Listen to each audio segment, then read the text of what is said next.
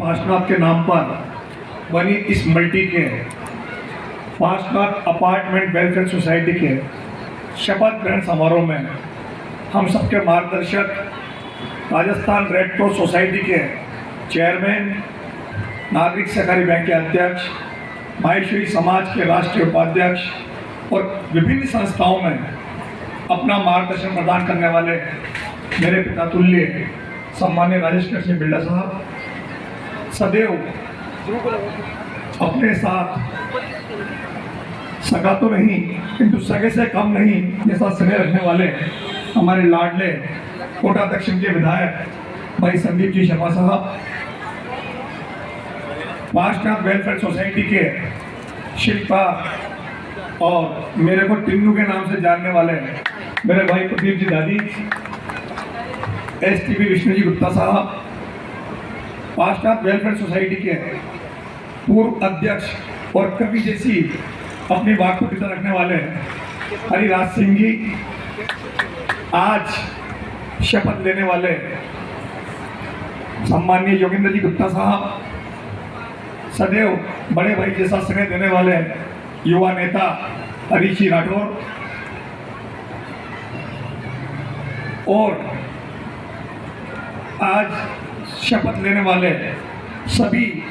पदाधिकारीगण, मातृशक्ति नरेंद्र मोदी जी ने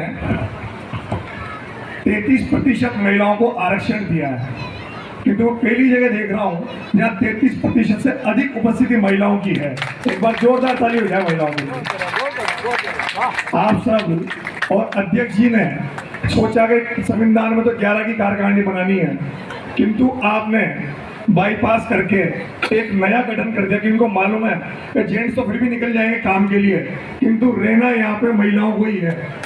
और कोई भी विवाद होगा तो महिलाएं करेगी, तो इनने जिम्मेदारी महिलाओं को सौंप दी। इसलिए आप सभी इस इतनी बड़ी मल्टी, जैसा कि प्रदीप भैया बता रहे थे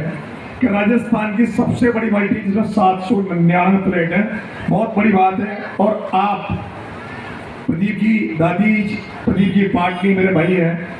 आप लोगों द्वारा जो भी निर्माण किए जाते हैं आपकी एक अपने आप में गुडविल है पूरे शहर में कि आप जो भी निर्माण करते हैं वो उस तरह से करते हैं कि आपका ब्रांड बिकता है। जहाँ पार्श्वनाथ का नाम आ जाता है, भगवान पार्श्वनाथ का नाम आ जाता है, वहाँ अपने आप इनका माल बिकता है क्योंकि इनकी क्वालिटी रहती है, सुविधाएं रहती है।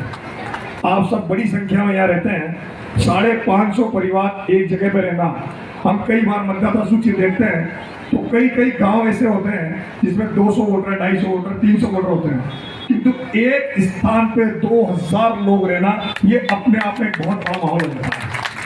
आप सब यहाँ परिवार की तरह रहते हैं, परिवार की तरह सारे जितने भी त्योहार आते हैं उनको मनाते हैं। ये बहुत बड़ी बात है क्योंकि हो सकता है किसी का परिवार का भाई, रिश्तेदार, साला वो तो अलग अलग जगह रह सकता है, किंतु एक ही जगह रहने वाले अपने आप में परिवार के साथ साथ बहुत बड़ी शक्ति बन जाते हैं और आप सब उसमें शामिल रहते होंगे। होली का पावन पर्व है। मैं भारतीय जनता पार्टी शहर जिला कोटा की तरफ से आप सभी मेरे परिवारजनों को होली के पावन पर्व की ढेर सारी शुभकामनाएं देता हूँ। मेरे पूर्व वक्ताओं ने, जैसे हमारा संदीप भैया ने कहा, हम सबका सौभाग्य है कि हमने उस काल में जन्म लिया है जब हमारे राष्ट्र नायक प्रधानमंत्री मोदी जी इस देश का नेतृत्व कर रहे हैं। मोदी जी के द्वारा जिस तरह के कार्य किए गए, 70 साल का पिछला कांग्रेस का इतिहास उठा के देखें और वर्तमान का 10 साल का इतिहास उठा के देखें कि देश का गौरव होकर किसी ने बढ़ाया है, तो एक बार जोरदार आप ही नाम बताओ किसने बढ़ाया। नरेंद्र मोदी जिंदाबाद जिंदाबाद। और हमारा सौभाग्य है कि हम जिस संसदीय क्षेत्र में निवास करते हैं उस संसदीय क्षेत्र का जो प्रतिनिधित्व करते हैं और लोकसभा की उस सबसे बड़ी कुर्सी में अगर कोई बैठते हैं तो वो हमारे जनप्रतिनिधि हैं। इसलिए हमारा वो गौरव है कि जिसकी वजह से जिनको पूरे विश्व में अगर कोटा का नाम जाना जाता है, तो अगर ओम भाई साहब कहीं भी जाते हैं तो व्यक्ति वहां पूछता है कि ये कहाँ से हैं। तो हमारा सीना वो 56 इंच का जो कहते हैं वो 56 नहीं 156 इंच का हो जाता है जब ओम भाई साहब कोटा का नाम जुड़ा होता है। आपने अपनी बहुत सारी समस्याएं यहाँ बताई है। समस्याएं जब जन्म होता है तो जन्म के साथ समस्याएं भी जन्म लेती है और समस्या होगी तो समाधान भी होगा। उसमें कोई दिक्कत नहीं होगी। जैसा कि आप रोड लाइट की बात कर रहे थे, पार्किंग की बात कर रहे थे, पानी की बात कर रहे थे, ये छोटी छोटी समस्याएं कोई बड़ी चीज नहीं है। निश्चित ही अब डबल इंजन की सरकार है, केंद्र में भारतीय जनता पार्टी और राजस्थान में भारतीय जनता पार्टी है। हम सबका दायित्व बनता है कि आने वाले चुनाव में, जब पिछली बार 3.5 लाख वोट से जीते थे, हम सब अपना प्रयास करें, जैसा कि संदीप भाई साहब ने भी कहा, चाहे 2000 रुपए जेब से लग जाए, पर हम अपने परिवारजन, रिश्तेदार, मित्र, अड़ोसी पड़ोसी कोई भी हो जो कोटा बूंदी संसदीय क्षेत्र का मतदाता हो, उसे मतदान के दिन 26 अप्रैल के दिन अभी से टिकट बुक करा लें और उन्हें कोटा अवश्य बुलाएं, जिससे हमारी आने वाली जीत 3.5 लाख वोट जो पिछली बार थी, पिछली बार के माहौल में और इस बार के माहौल में बहुत बड़ा अंतर है, आप सबको याद होगा।